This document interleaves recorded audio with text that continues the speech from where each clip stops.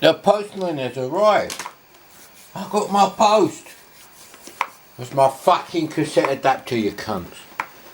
Fucking hell, man. A fucking Royal Mail bunch of wankers. It's my fucking cassette adapter, which may or may not work as well as the other one. Yeah, well, goes to show that I'm not biased against the Amstrad. I just can't play the good games because I don't actually own them on cassette. And even if I did own them on cassette, there's no guarantee they're going to load. Loads of stuff didn't work.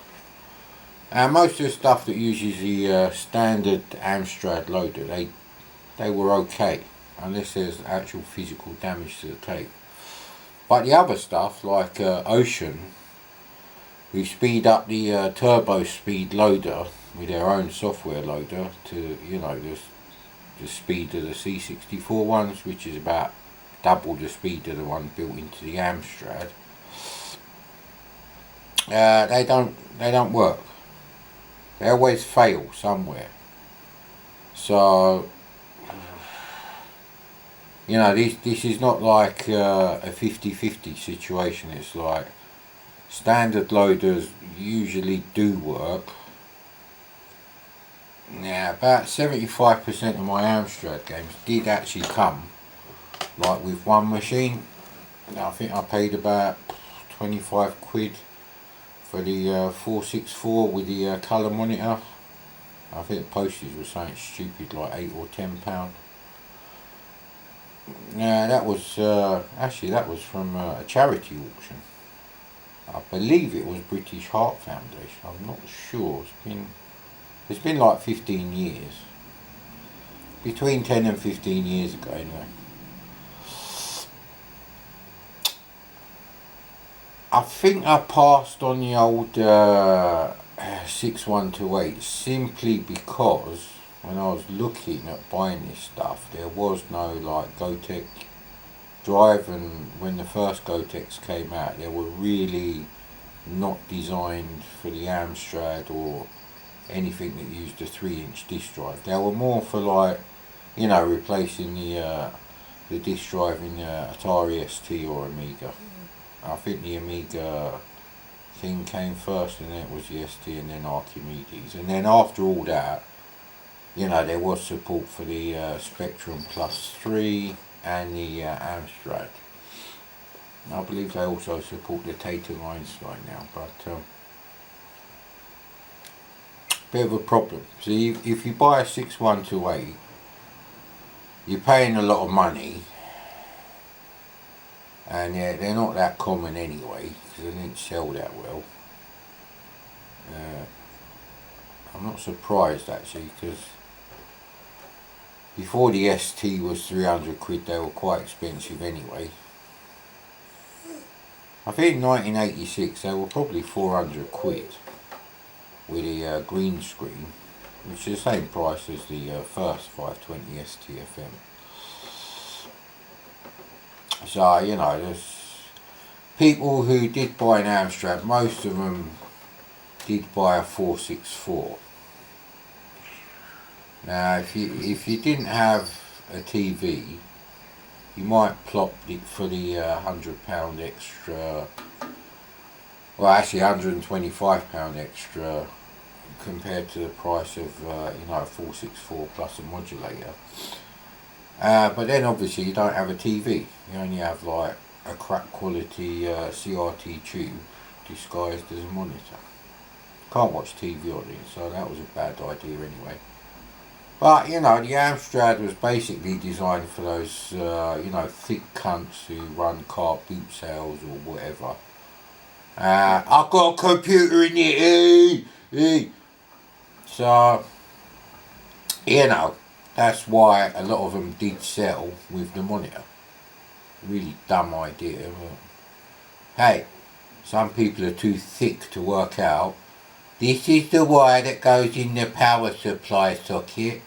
This is the wire that goes in the RF output, and the other end of this one goes inside the back of the TV at the aerial socket. I'm too stupid to do that.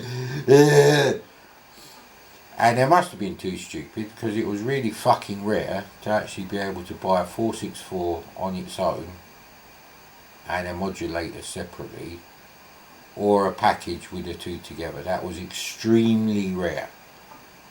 How rare? I'll tell you how rare. How many people in 1992 got an Amiga 1200 with a hard drive built in? None! Okay, it's not quite that rare. But, alright, it's kind of like as rare as a Commodore 20 or 40 megabyte hard drive equipped A1200 in the box. Now we're talking between 92 and 94. It's really rare. Most people did actually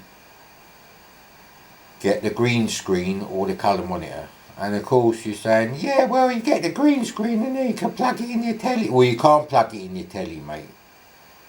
SCART cables for the Amstrad didn't come out until the Amstrad was a fucking budget system for poor people who couldn't even afford a fucking NES on, bankrupt stock liquidation sale in the local bric-a-brac for like, 80 quid.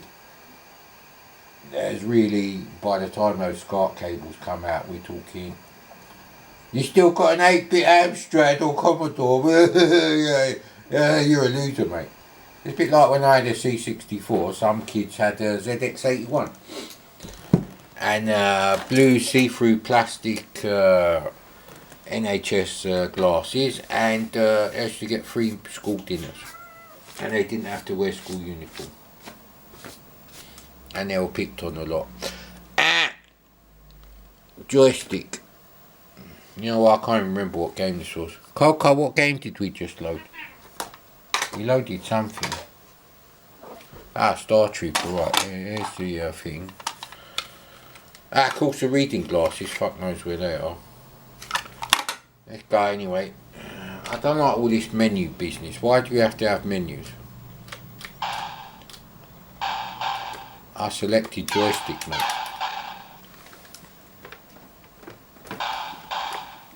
Nothing wrong with the joystick, mate.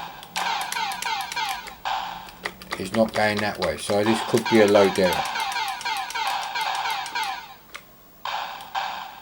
Well, clearly it's going that way. It's going up. But it can't go that way. So, right.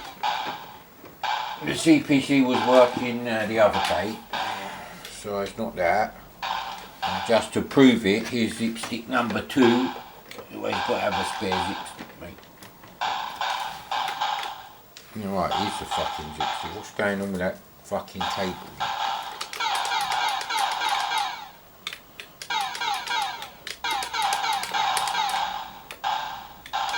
Is this the entire game? Why is there something that looks like an exit over there? Alright, this one's not going up. It is going up. It's just fucking slowed down, not up the yin. Look how much slowdown there is, mate. Okay, it's unbelievable, mate. You wouldn't get this much slowdown on a VIC-20 version of this game. So, yeah, really the Amstrad is for things like, Get Dexter. Oh, great. What's going on with this fucking cable?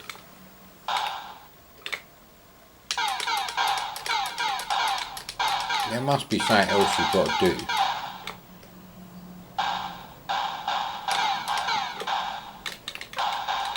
Nah, that's not. Is this the entire game? It's not like there's something I have to collect. Use keys to open doors. Yeah, you get the odd miracle on the Amstrad, but basically, most of the time games were like this. Slow down up the yin-yang even without any fucking scrolling. Shit! Where's my fucking cassette adapter? Royal Mail, you fucking cocksuckers. Okay, we'll just leave this one in there, although I'm not convinced there's anything wrong with the joystick because it wouldn't just stop working. Didn't even unplug it. Cats haven't done anything with it. Actually, here's a good test. You can test the joystick on the thing. No, you just fucking plug it in. There you go.